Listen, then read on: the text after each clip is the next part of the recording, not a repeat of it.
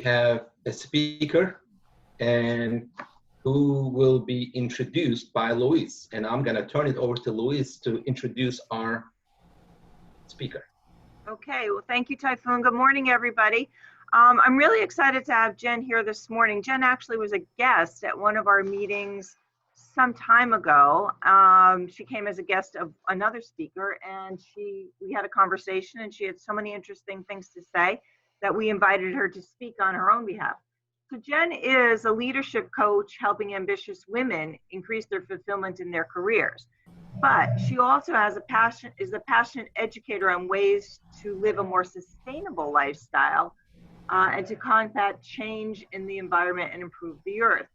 So we as Rotarians, or I shouldn't have used the word Rotarians, we are very interested in sustainability, becoming more greener. So I think Jen is the perfect person to help us move along on that path. So welcome, Jen, and thank you for being here. Thank you, Lois. Thank you for the introduction, and thank you for having me. I'm going to share my screen so you can see the presentation.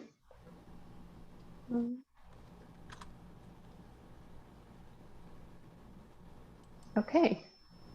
Can you see my screen? Thumbs up? Okay. Thank you. So we're going to talk a little bit about Zero Waste Kitchen. And I know zero waste can feel a little intimidating. The word zero waste can feel like a lot. But I think really I love this quote that we don't need a handful of doing zero waste perfectly. We need millions of people doing it imperfectly. So I think all of us doing our effort to try to be more sustainable can help our environment. So first, a little bit about me. So this is a picture of me, my husband, and my 2 kids. I grew up in Madison. So this is very special for me to be here with you today. I went to the Madison YMCA as a kid, playing soccer, dance, gymnastics, swimming, etc. So it was really special when I was visiting with you back in February for your in-person meeting. I now live in Summit, New Jersey. I had went to college and I studied organizational change, and I moved to San Francisco for a job in retail, focused on inventory strategy.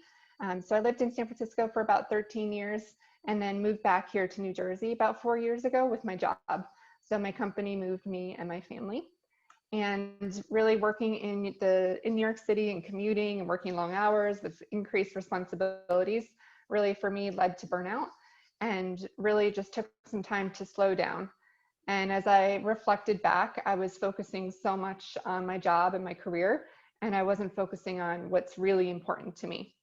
And that's where I'm doing some work to figure out what I value.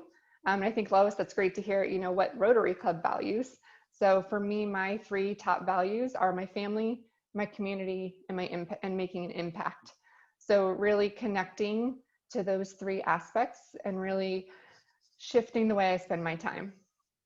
So now I'm a leadership coach, helping other women in their careers, trying to find fulfillment and balance their careers with their family and their community and whatever is important to them.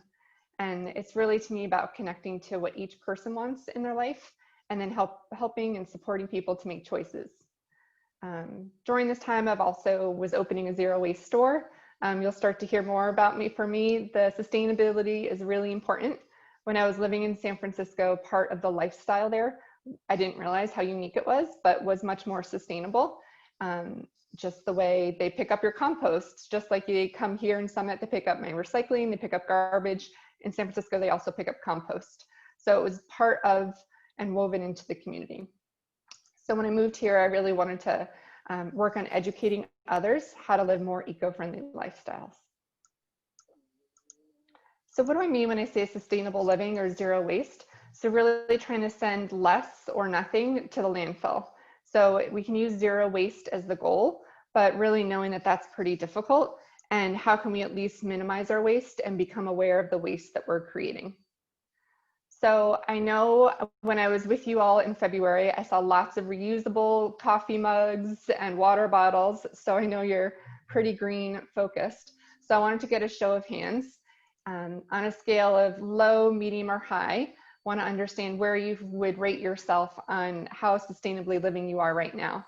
So if you're low, meaning you make some changes and somewhat focused on it, medium, it's important for you, or high, it's really a big part of your life. So I'm going to expand the view so I can see more people. Okay, so, oh, I see some numbers, 7. So if you raise your hand if you're low. Okay, raise your hand if you're medium. How do you raise your hand? Just put your hand up? Yeah, just put your hand up. I thought you Just touched getting a something. sense. There's a Okay, hand. and if you would say you're high on the scale of where you are in your journey. Okay, so I see a mix, definitely more mediums and highs in this group, which is great. So when we think about living a sustainable lifestyle, there's so many different parts of our personal lives that we can focus on. So here I have bullet pointed just some of the examples of different talks I've done with groups. Today we're going to focus on the kitchen, but there's really so many different aspects of our lives. And this is our personal lives. So definitely we can affect, we can live more sustainably and affect climate change in other ways, such as who we vote for, who we advocate for, and more systemic changes. I do believe that all of us doing our part at home and can help us think differently and have an effect on everyone else. I know for me, I try to focus on this and I can see the impact it's having on my 2 young children. They're 6 and 9, and they don't want to use the Ziploc plastic bag anymore. They realize it. So even though it might be small to focus on aspects of your personal life, I do believe it will have effects on our grade and system change. So today we're going to talk about the kitchen, and 3 questions that are really important, whether we're talking about changes in to be more eco-friendly or any change in your life, whether it's professional or volunteer, really thinking about these 3 questions at the bottom.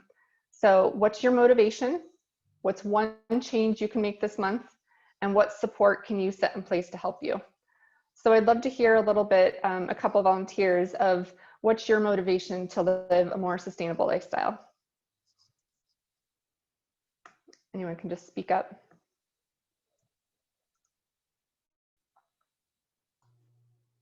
It just seems like the right thing to do. Yeah, and I think we're hearing about all these fires out west, and the hurricanes are increasing, and there are a lot of there's just a lot of changes going on because we're not taking care of our environment. Mm-hmm. Yeah, I agree with what Lois said. I think we have much more of an impact on this planet than we do, and I think that we have a responsibility not only to the planet but to each other. So that's really our motivation for not using reusable, for really being very conscious of our carbon footprint and all of the things that we do. So this is great. I'm happy to hear this. Yeah. I think we've got a responsibility to our children and our grandchildren to do so. Yeah, thank you for sharing. I definitely hear a lot of the environmental motivation. So reducing our impact on climate change. I included here a picture. Since I lived in San Francisco for so long, I do have so many friends still in the Bay Area. So this is a picture from yesterday that my friend sent me of the skies at 11 a.m. And I know you're probably seeing it in the news, just how wild it is for everyone waking up there to orange skies because of the fires. And the wildfires made worse by drought and conditions related to climate change. So definitely from an environmental perspective, how important it is for all of us to do our part. As I think Edwin said, sort of leaving our earth a better place for future generations. But I also want to touch on 2 other reasons why it's so important to minimize our waste and focus on a sustainable lifestyle. So the second one is health.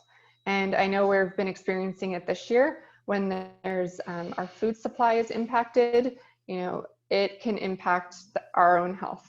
So if there's, again, droughts or extreme weather, that can impact our food supply. Diseases will spread more. There's findings of microplastics in the food and drinks that we eat and drink. So really focusing on it for our health as well. And finally, financially. I love this example of paper towels. It's something that you buy, you pay for it, and then you throw it out. So you're really paying for garbage. You're paying to buy something and throw it out.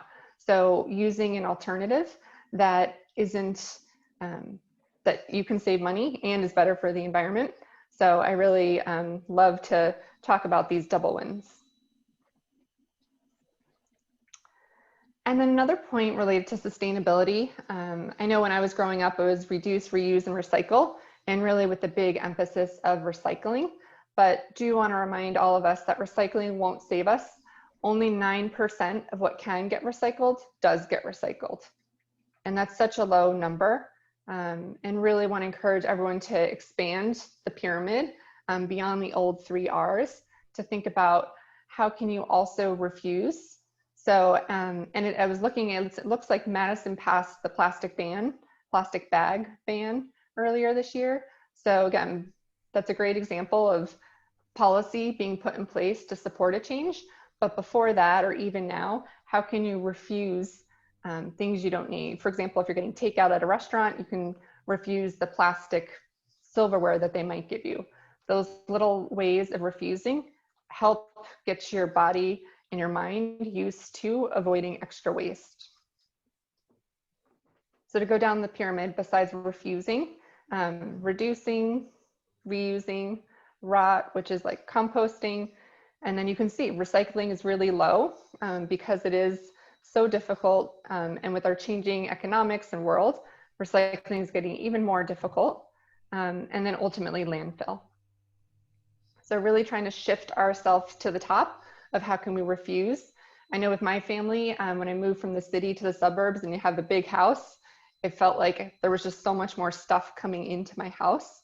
And that was a time to sort of pause and really assess, okay, how can we stop bringing in toys for the kids, even if there's room, or extra furniture to fill rooms? Like, we don't need to do this. So how can we shift and be more intentional in what we're buying and what we're bringing into our homes? So I'd love to hear from a couple people. What are you already doing today in the kitchen to minimize your waste? I compost. Compost? Do you compost on your own or with a service? No, I have I have 2 or 3 bins in my yard. Oh, that's great. I compost also, and I'm amazed at how much it drops waste. It's just being The garbage disposal. garbage can when you start food waste.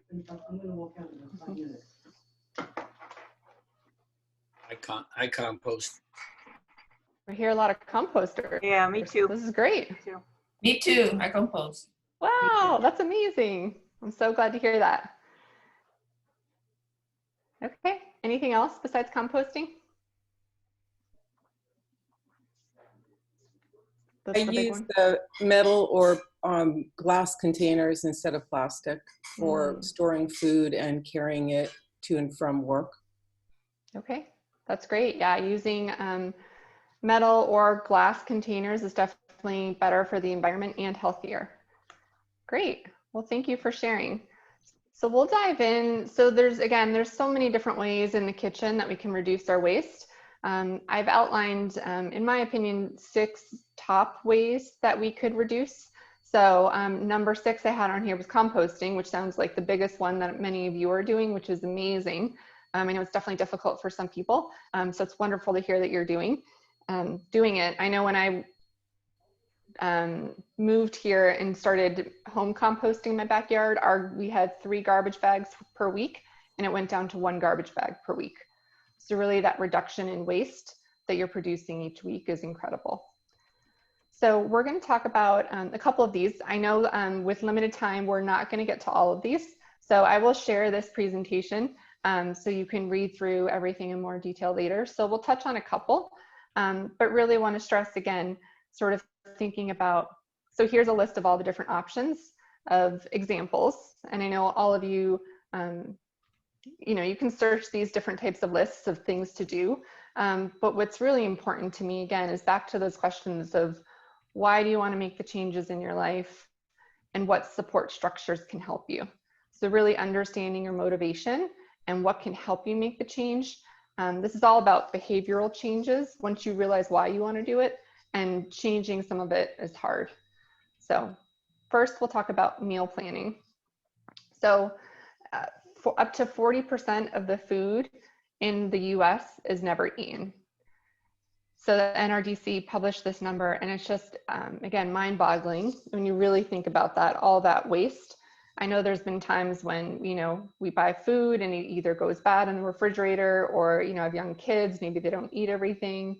But really thinking about our meal planning and food usage, of how can we improve our food usage and consumption to not waste so much. Can I ask a And so question one, about that statistic? Because I Sorry, hear, what- well, I hear that statistic a lot. I always wonder, because in my house, we eat everything. I mean, we don't throw away 40% of our food for sure. How much of that is happening in restaurants and supermarkets as opposed to people's homes? Do you know? that's a good question. I Seems don't think high. that, yeah, I don't think the article touched on that. I do have the link at the bottom. So Okay. you can go to the website and the particular article of where I sourced it to dig into it a little bit more. That's a good question. They didn't specify. Because I know in my house, we don't throw away anywhere near that much, but I can't speak for everybody, you know? Yes. So, Yeah. all right, thanks. Yeah, that's a great point. So I think, you know, one way to help with this is meal planning. And Paul, maybe I'll ask you, what does your family do to help minimize waste? Oh, well, I'm the human garbage disposal, so that solves the problem. On my grave, they're going to write, "Are you finished with that?" So that solves that problem. That's great. So, and in my family, we definitely work on a meal plan. So laying out what we're going to eat throughout the week, and we involve our kids to try to help. You know, we talk about the importance of healthy eating, as well as involving them in sort of the ideas, and then use the meal planner to create the shopping list to go shopping off of. So that's at least controlling what you're going to bring into the home. And then what's in our home, we really try to be conscious of what food will be going bad first, to make sure that it's being eaten. So I've seen people handle this different ways. Some people will put, you know, a note on it, like eat this by Thursday, or set certain section of the refrigerator that people should, you know, people in your family should go to first to eat. Again, just being conscious of when food might be going bad, so that food isn't expiring and then you have to throw it away. So really trying to eat foods first. Secondly, then, is grocery shopping. So a great way to minimize our waste and to support our environment is to shop at local farmers markets, or participate in a CSA with a local farm. And when I know Summit has a farmers market, I'm assuming Madison does. Does everyone go to the Madison farmers market? Is it today? Is that what I'm seeing, a symbol? Okay, great. So a farmer's market's wonderful. Again, it minimizes some of the plastic wrap. You can see in this picture on my slide, bananas wrapped in plastic. There's so many just different foods wrapped in plastic, which isn't necessary. So trying to buy naked foods when possible. And instead of using plastic bags to put your fruit in or produce, here's an example on the slide of a cotton produce bag. So bringing your own produce bags. And I know during the pandemic, some rules might have shifted in grocery stores. I know at least in the grocery stores we're going to now, we are able to bring our own produce bags and our own reusable shopping bags at checkout. Then trying to avoid packaged items in small bundles. You know, this example of pretzels here, all the individually wrapped pretzels. Again, for some families, I know with me having 2 young kids, when we were sending them to school with lunch, you know, yes, it's easier to have these packaged, but each individual package of pretzels here is creating so much extra waste. So if you're buying instead a big bag of pretzels and packaging it into smaller reusable containers, then that's one way to minimize waste. Then food storage. I know someone brought up their food storage. So a big thing that I know my family used to use, or when I was growing up, was plastic wrap. And in this picture on the left, you'll see, you know, covering your leftovers or covering food with plastic wrap.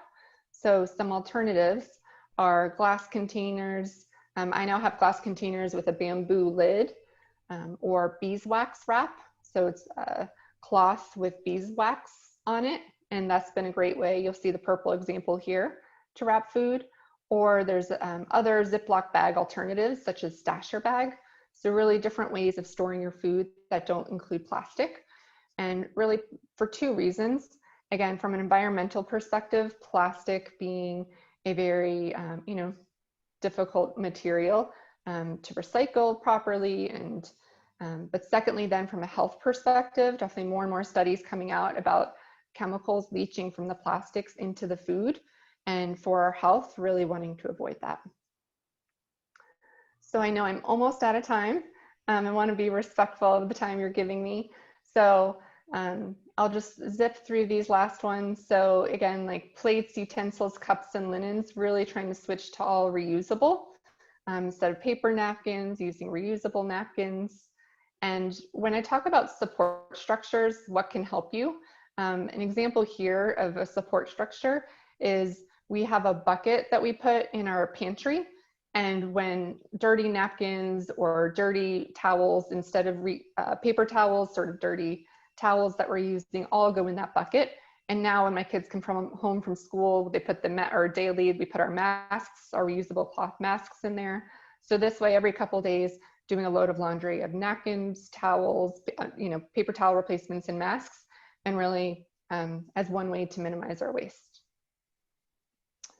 So cleaning, compost.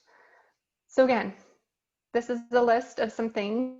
I really encourage everyone to think of one thing you would want to do this month.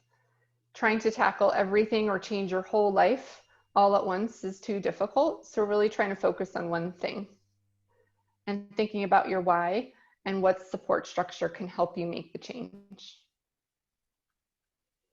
So again, I'm Jen Milnes. If you want to follow up with me or have questions or ideas or suggestions, I love this area. I'm really passionate about how helping other people be more sustainable and make changes in their lives. So I'd be happy to help support you or chat and learn from you. So, and I don't know if there's any questions. Thank you, Jen. Yes. Nancy. Nancy, you're on mute. Nancy, you're on mute. Let me see, I can unmute. I have a question. Yeah. Jen, you mentioned that did you open a zero waste store? I didn't. I was in the process of it, and it did not work out for me. And no plans to do something like that in New Jersey? Well, I know there's, so a zero waste store is open in Summit now, and there's it's more of a refill store, so not necessarily food bulk buying, but there's one here in Summit, and then there is one in Maplewood as well. So we'll see what my future holds, but I know there's those two other options nearby that are exciting. Great, thank you. Yeah. Nancy, did you have a question? No, she's frozen. Okay. I have a question about those beeswax wrappers. Yeah. Do you wash those and reuse them? I've seen them, but I hesitate to buy them. Yes, so you can wash them in cold water. If you use hot water, it will start to melt the wax and not be as effective. So washing it in cold water, and yeah, just using whatever you would normally use to wash your dishes. But we've had ours, yeah, I mean, they last about 6 or 7 months, and then the wax starts to wear out. But we've had ours for a long time now, and they usually come in different sizes, so small, medium, and large for different items. Thanks. I'm unfrozen now. No, my question is basic. As a single person, I get frustrated shopping sometimes because of the quantities I'm almost forced into buying. I mean, I'm thinking of fresh vegetables, fruit, and so forth. Like trying to find a 1-pound bag of carrots. Everybody has 2-pound bags, that sort of thing. So the grocery stores sometimes are not compatible with where some of us are in our lifestyle. Yeah. At the farmer's market near you, do they allow you to select the quantity? It's much better to go there. Okay, that's great. Yeah, because that could be a way, to control how much you're buying. That's a great point about quantity. I know I spoke to a company in New York, and I know it was similar. So maybe 20-somethings living alone, had a similar issue, and they started doing, some women who live near each other sharing, like maybe they go grocery shopping and buy the larger set and then divide it up between them to help. Again, a little bit more planning, but it was interesting to hear different ways to tackle that problem. Thank you. Yeah. I'm really Paul Daly. concerned. Sorry, go ahead. I was going to say, I heard Paul's point about what percentage of waste is generated by families versus the stores. And I think it was some 60-minute report, I believe it might have been, but the amount of waste in supermarkets is just extraordinary. Those beautiful piles of fresh, gorgeous vegetables at Whole Foods, most of it's going to end up in the trash. And, we can do what we can on the residential level, but boy, that's a big nut to crack with the waste in supermarkets and restaurants. I agree. I know with the pandemic, we started using a company called Imperfect Produce, to that point, John, that you're mentioning. And some of it might be the apple isn't as shiny, or some fruit or vegetables are misshapen. Right. So it's produce that isn't good enough to go to a grocery store in that sense of how it looks. But they send it to us now. We get a weekly shipment of the produce, and it's imperfect. Sometimes, it doesn't look the best, but it's a way to help with that supply chain issue. I like that. I have a concern, and it's about everything that we throw in our recycle bin. As you said, only 9% gets recycled, and half the things I throw in there, I think, is this really going to get recycled? What can we do as a town? And I don't think the mayor's still on the line. In terms of recycling, to increase that. I know that when I was living in Morris Plains more than 25 years ago, we actually had to divide glass between clear glass, brown glass, whatever other glass, plastics, everything had to be divided. So I had this sense that it was really getting recycled. Whereas here we're just throwing it all together. And I'm wondering, is there something we can do at a higher level to increase that recycling? I know one opportunity is education. And I saw some hands going up, so I think it would be great to hear from others too. But I know, like in Summit, we've been trying to do education. We have a group called Green Summit. I know Madison has another group. I'm sure other towns do as well. Trying to educate people on what can go in the recycling, at least to start with. But would anyone else like to jump in? Frank, did I see your hand go up? Frank, you're on mute.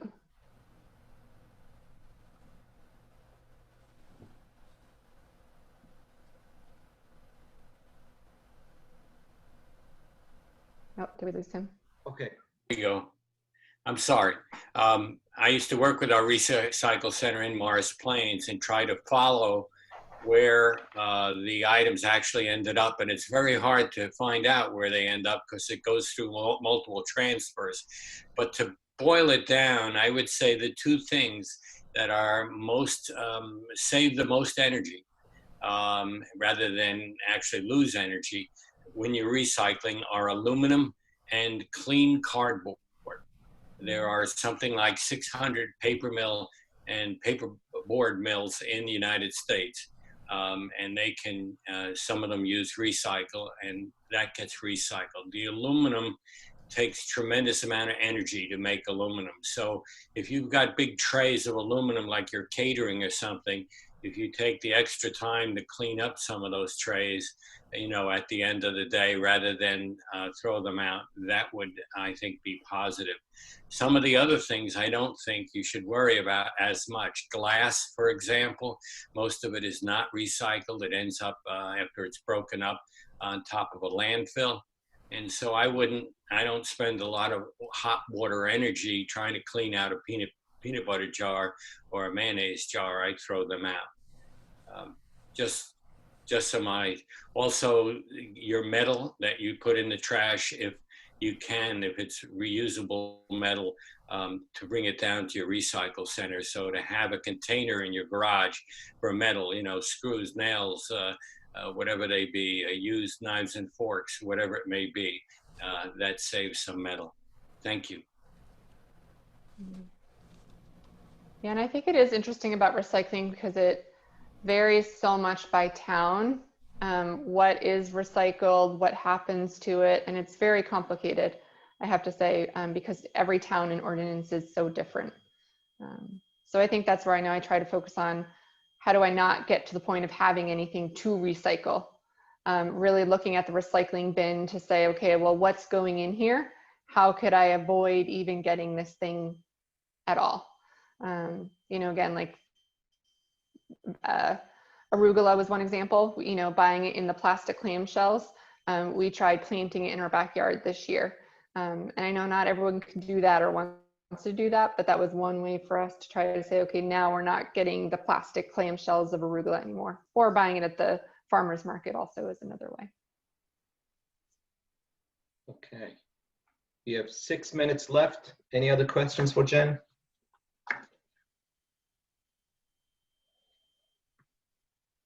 Okay, then let's give a round of applause for a great presentation, Jen. Thank you for having me. That's great. Okay, so excellent, excellent. And so now we're concluding our meeting, and great presentation. Again, thank you, Jen. And thank you everyone for joining, and especially thank you, Mary Ann McConnell, for joining us today. Thank you. And so I'll talk to you all next Thursday, and some of you tomorrow. We have a board meeting at 8 a.m. in the morning. Sorry about the confusion about the time, but we'll make sure that everybody has it on their schedules, calendars for 8 a.m. Fridays of the second Friday of the month. So thank you again. Have a great weekend. Talk to you soon.